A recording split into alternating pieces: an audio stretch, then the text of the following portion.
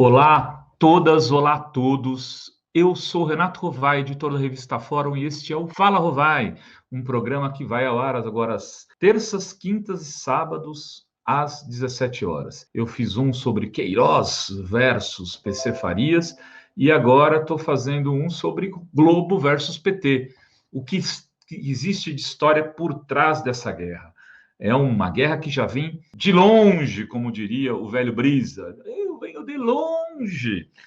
Enfim, esse é o Fala Rovai desta terça-feira. Bom, desde quando vem essa história da guerra Globo versus PT e como isso movimenta a cena política? De verdade, a Globo é exatamente o oposto do PT enquanto partido político. Sim, a Globo se posiciona-se como uma agremiação de um lado da política brasileira. Que lado? Vamos lá. Em 31 de agosto de 2013, a Globo fez um editorial para explicar que lado ela teve, por exemplo, na época da ditadura. O editorial tinha o seguinte título, isso no jornal Globo: apoio editorial ao golpe de 64 foi um erro. Não foi um apoio editorial, não. Foi apoio político. Mas aí eles falam, consciência não é de hoje, vem de discussões internas de anos em que organizações Globo concluíram que, à luz da história, o apoio se constituía um equívoco. E aí, lá no meio do texto, para justificar o equívoco deles, eles falam que é verdade também. O Globo, de fato, à época, concordou com a intervenção dos militares ao lado de outros jornais, como o Estado de São Paulo, Folha de São Paulo, Jornal do Brasil e o Correio da Manhã, para citar apenas alguns. Fez o mesmo parcela importante da população. Mentira. O Jânio tinha popularidade alta, as pesquisas da época mostravam como o Allende também tinha acabado de sair de uma eleição vitoriosa no Chile. Os golpes não foram golpes populares. Tinha gente na rua de oposição, como sempre teve, como teve no governo Collor, como teve no governo Fernando Henrique, como teve no governo Sarney, como teve no governo, está tendo no governo Bolsonaro, teve no governo Dilma, e eles acabaram aproveitando também naquele momento para fazer o impeachment. Eles fizeram mais ou menos com a Dilma o que fizeram com o Jean Goulart lá atrás. Um golpe com características distintas, um parlamentar, outro também com características parlamentares, mas cujos militares foram protagonistas. Aqui, os militares também foram protagonistas, fizeram de tudo para prender o Lula, fizeram de tudo para rolar o impeachment da Dilma, e como prêmio ganharam um governo do Bolsonaro, que foi um governo, de alguma maneira, conquistado com a ajuda da Globo, mas a gente vai chegar lá, porque eu quero contar um pouco a história dessa guerra, vamos chamar de guerra, eu não gosto muito da palavra guerra, mas fica guerra mesmo. Desde que o PT estava nos seus primórdios, antes dele existir, na cobertura da greve dos metalúrgicos, a Globo fazia a cobertura dos militares. Eu separei aqui, para vocês terem uma ideia, eu separei um pé de página de quando o Lula foi solto.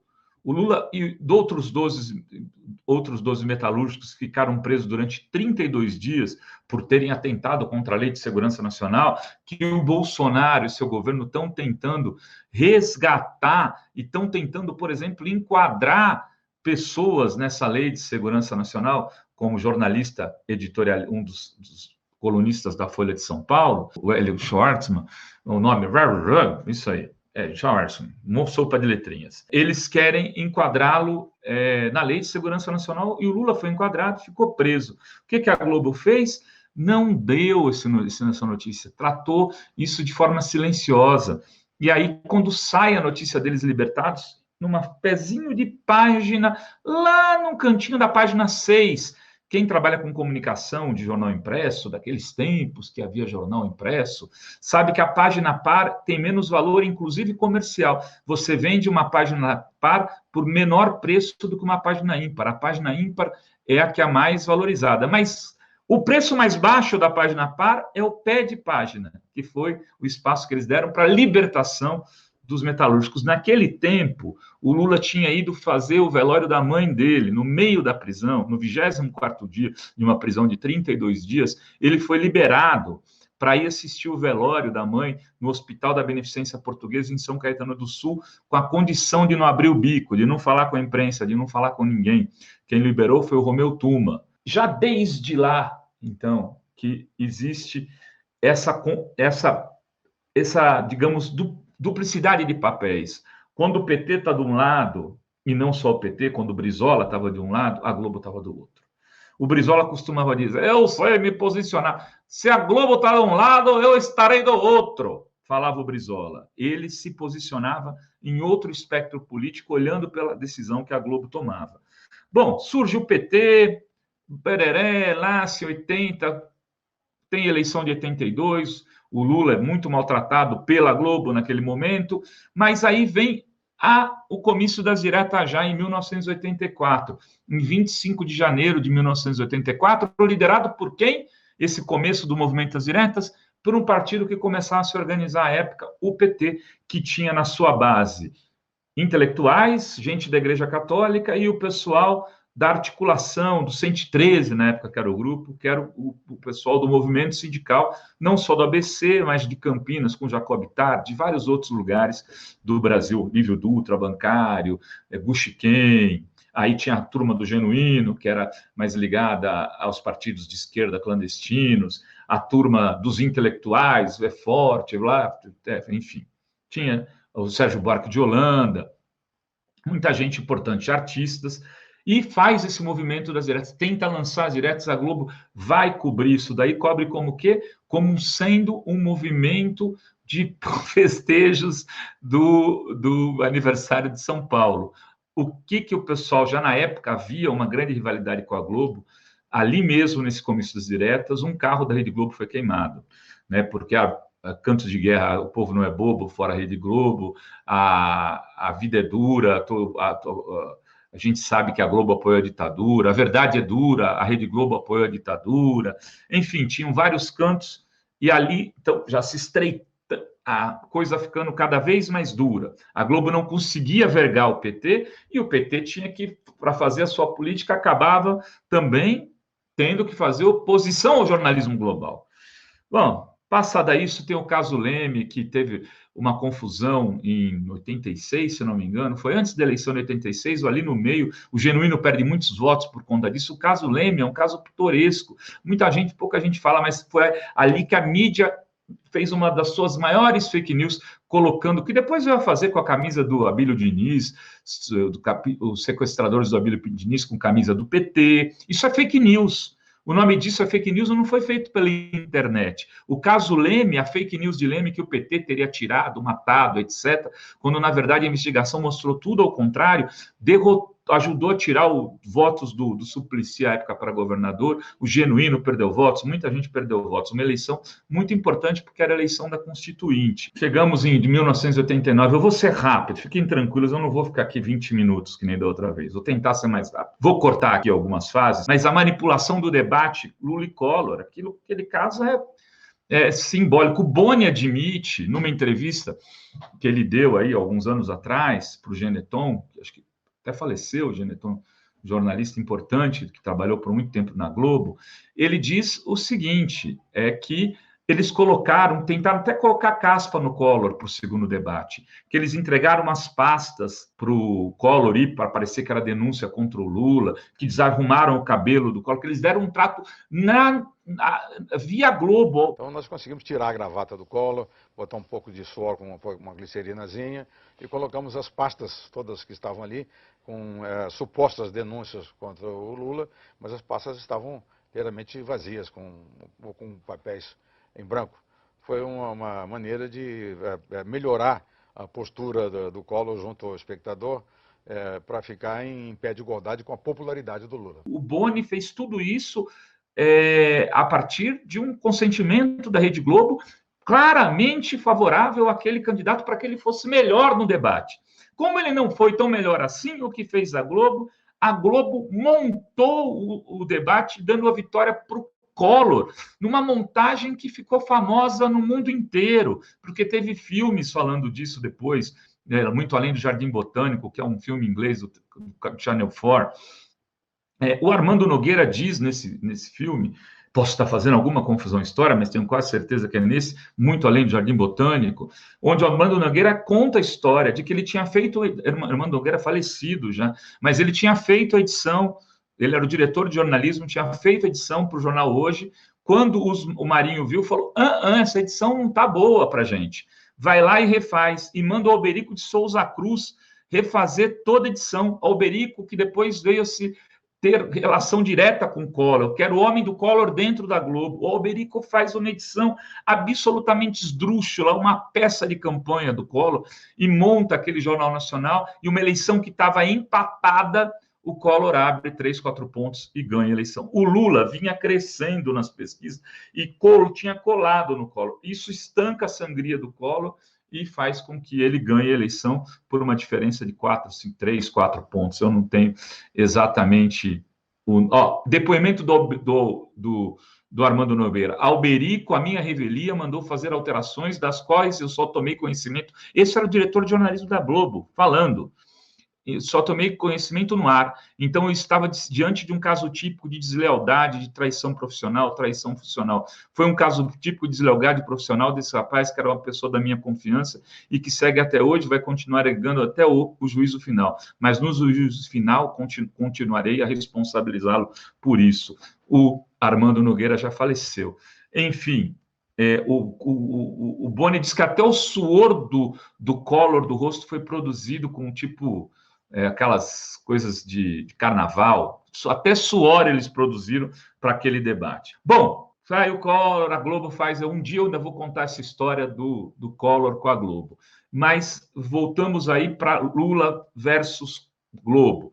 Em 94, o Lula era favorito até vir o Plano Real. A Globo pega o Plano Real, transforma numa maior invenção da história da economia do mundo, porque acabou com a inflação, já tinha acabado na Argentina, já tinha acabado em outros países, era um projeto do Banco Mundial e do FMI acabar com a inflação. Os planos são muito, muito parecidos, esquemas de dolarização da economia.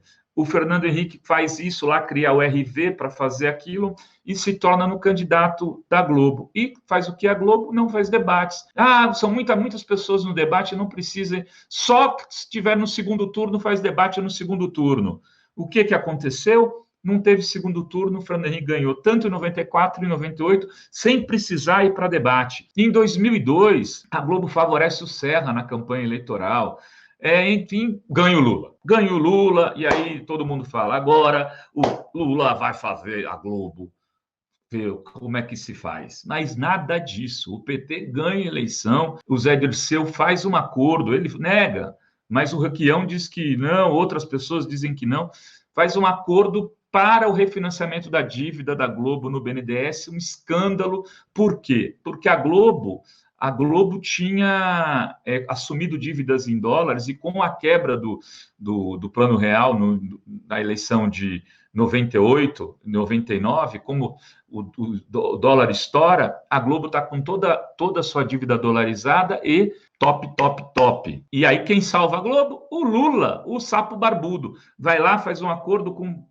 Segundo o Requião, quando ele fala de cortar as publicidades das TVs, das emissoras, e fazer uma TV pública para o país, para o Zé Dirceu, o Zé diz, mas para que fazer uma TV pública se a nossa TV pública é a Rede Globo e as outras redes que estão por aí, que estão todos comendo na nossa mão?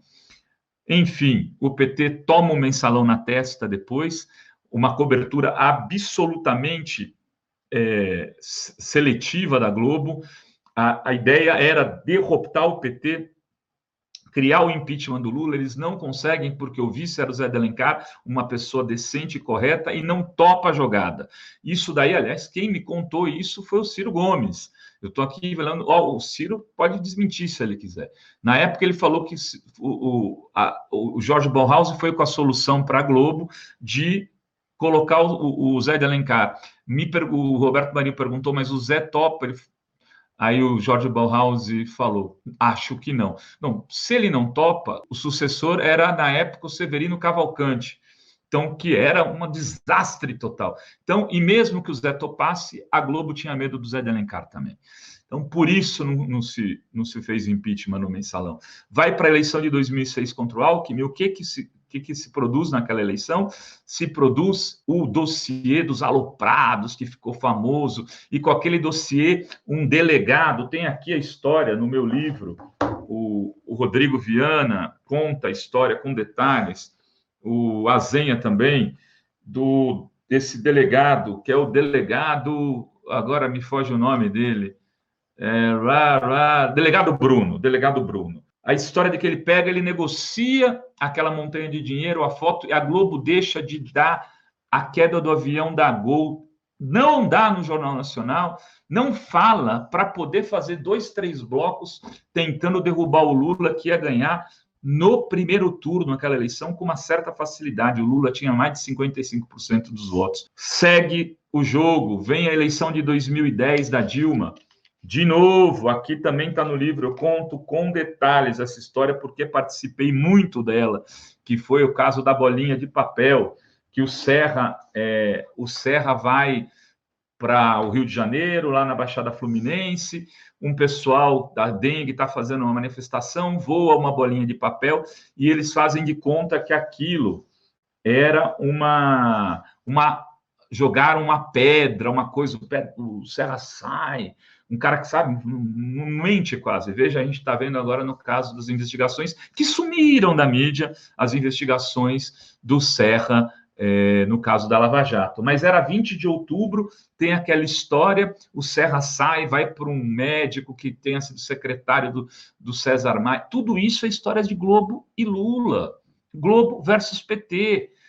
E ali era uma grande mentira. O jornal do SBT, no próprio dia 20, já mostra aquilo ali não tinha sido um objeto pontiagudo, pipoca nenhuma, pedra, pipoca nenhuma, ou esparadrapo, ou seja o que for, e tinha seguido andando por um tempão. Só que a Globo, no dia 21, um dia depois, faz um jornal nacional falando não, com Molina, falando não era um objeto só, eram 2. Esse Molina é o cara do caso PC Farias, aliás, que assume a versão de que não tinha sido, está no meu último Fala Rovai, não tinha uma terceira pessoa na cena do crime do PC Farias. Aí eles fazem aquilo e a gente na internet, um professor de Santa Maria, do Cefer de Santa Maria, que é o professor José Antônio Meira da Rocha, mostra que não, que era uma montagem da Globo, aquela história de que tinha dois objetos, que era o que eles chamavam de objeto era uma